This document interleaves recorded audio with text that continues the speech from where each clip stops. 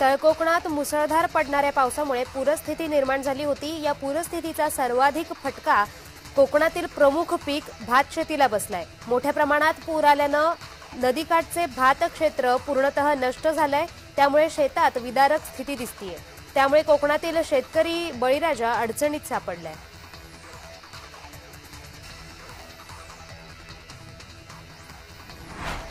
मावळ तालुक्यात तुफान पाऊस सुरू आहे। त्यामुळे सर्वच नदी नाले ओसंडून वाहत आहेत। तळेगाव दाभाडे येथील कुंडमळा येथे असणारी इंद्रायणी नदी देखील दुथडी भरून वाहू लागली आहे। त्यामुळे पर्यटन स्थळ असलेल्या कुंडमळा येथे पाणी साकव पुलापर्यंत आलंय। कुंडमळा परिसरात असणाऱ्या कुंडदेवी मातेचे मंदिर देखील पाण्याखाली गेलंय। कुंडमळा परिसरात वर्षाविहार करण्यासाठी अनेक पर्यटन येतात। मात्र कुंडमळा येथे पाण्यानं रौद्र रूप धारण केल्यानं पर्यटकांना येथे बंदी घालण्यात आली आहे।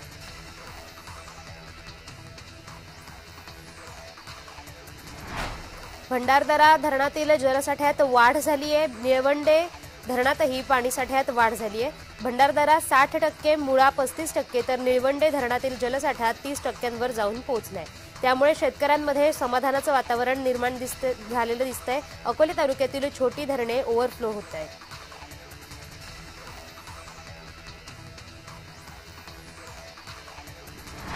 अमरावती जिल्ह्यात गेल्या आठवड्याभरात पावसाने दमदार बॅटिंग केली आहे। त्यामुळे जिल्ह्यातील धबधबे प्रवाहित झालेत। अमरावतीच्या वरुड तालुक्यातील झुंज गावाहून वाहणारी वर्धा नदी देखील दुथडी भरून वाहतीये। या ठिकाणी असलेला झुंज धबधबा प्रवाहित झालाय। झुंज धबधब्याचे हे विहंगमय दृश्य सध्या पर्यटकांना आकर्षित करते।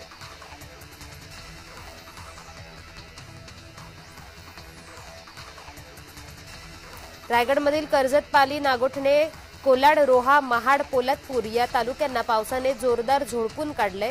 तसंच जिल्ह्यातील नद्या धोक्याच्या पातळीबाहेर गेल्यात। अनेक सखल भागात पाणी साचून पूर परिस्थिती निर्माण झाली आहे। याच पार्श्वभूमीवर रायगड जिल्ह्यातील सर्व शाळांना सुट्टी जाहीर करण्यात आली आहे। अनेकांना सुरक्षित ठिकाणी हलवण्यास सुरुवात झाली आहे। भरतीची वेळ असल्याने पाणी वाढण्याची शक्यता आहे।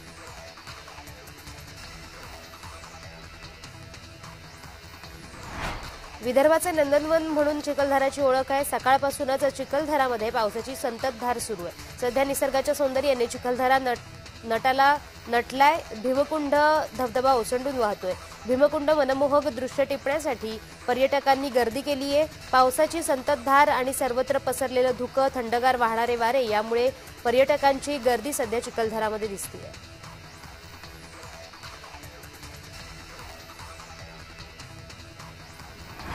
सांगलीच्या कृष्णा नदीची पाणी पातळी गेल्या 4 दिवसात 16 फुटांनी वाढली आहे। त्यामुळे कृष्णा काठाला महापुराचा धोका निर्माण झालाय। या पार्श्वभूमीवर सखल भागातील अनेक कुटुंबांचं स्थलांतर महापालिकेकडून करण्यात आलंय। तर कोयना धरणातून दुपारनंतर पाणी सोडलं जाणार असल्याने या पाण्यामुळे कृष्णेची पाणी पातळी 36 फुटांवर जाण्याची शक्यता वर्तवण्यात येते।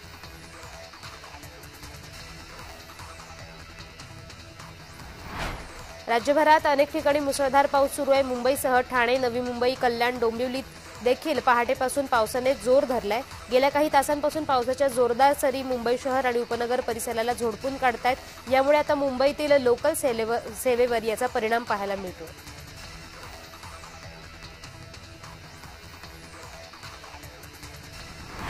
रात्रभर पडणाऱ्या मुसळधार पावसामुळे पडवळनगर येथील नागरिकांच्या घरात नाल्याचं पाणी शिरलंय। मुसळधार पावसामुळे नाल्याचं पाणी साचल्याने नागरिकांना समस्यांना तोंड द्यावं लागतंय। घरात पाणी शिरल्यानं घरातील वस्तूंचं नुकसान झालंय। रात्रभर नागरिकांना नाल्यातील पाण्यात राहावं लागतंय।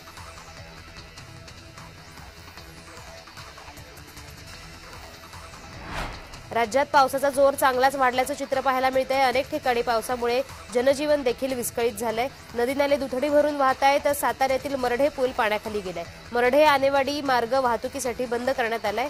रात्रीच्या मुसळधार पावसामुळे कृष्णा नदीच्या पाणी पातळीत देखील वाढ झाली आहे। पर्यायी मार्गाचा वापर करावा असं आवाहन प्रशासनाने केलंय।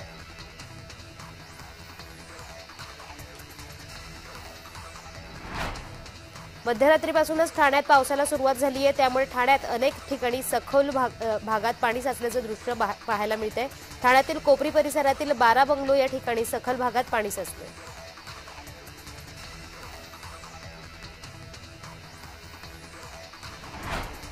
गोंदिया जिल्ह्यातील देवरी तालुक्यातून गडचिरोली जिल्ह्यामध्ये जाणारा देवरी ते गडचिरोली हा एकमेव मार्ग आहे। परंतु या मार्गावर देवरी शहराच्या जवळ असलेल्या ग्राम परसोडी येथे झाड पडल्यानं हा मार्ग बंद झालाय। पावसामुळे अनेक ठिकाणी झाडांची पडझड सुरू आहे। ग्राम परसोडी येथे एक मोठं झाड रस्त्यावर पडलंय, त्यामुळे हा मार्ग सध्या बंद करण्यात आला आहे।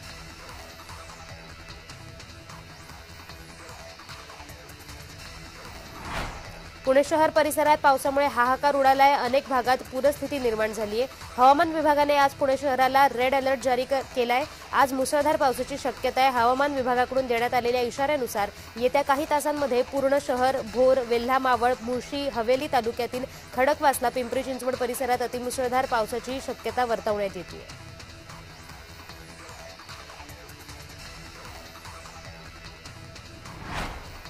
रोहा शहरात रात्रीपासून कोसळत असलेल्या मुसळधार पावसामुळे सावित्री नदीच्या पात्रात वाढ झालेली दिसते।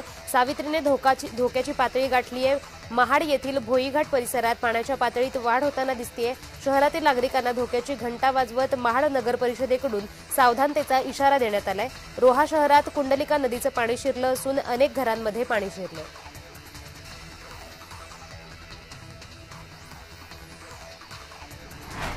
इगतपुरी तालुक्यातील गेल्या 8 दिवसांपासून कोसळणाऱ्या संततधार पावसामुळे तालुक्यातील धरण क्षेत्राच्या पाणी पातळीत कमालीची वाढ झाली आहे। तालुक्यात जवळपास 12 पेक्षा अधिक लहान मोठे धरणं आहेत। त्यातील भावली धरण 100% भरलं असून धरणाच्या सांडव्यावरून आता पाणी वाहू लागलंय। हे पाणी दारणा नदीच्या पाणलोट क्षेत्रात पुढे जातंय। नांदूरमध्ये नदीपात्रात साठवण होते आणि पुढे हेच पाणी मराठवाड्याची तहान भागवतं।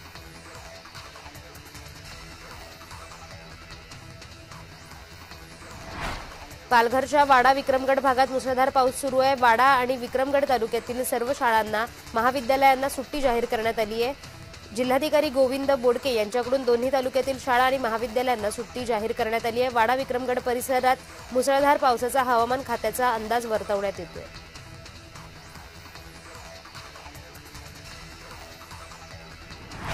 मुसळधार पावसाने नगर जिल्ह्यातील अकोले तालुक्यातील आढळा नदी दुथडी भरून वाहू लागली आहे। सकाळपासून पावसाचा जोर वाढल्याने नदीपात्रात वाढ झालेली पाहायला मिळते। गरज असल्यास बाहेर पडा, अन्यथा घरी बसण्याचं आवाहन प्रशासनाकडून करण्यात आलं।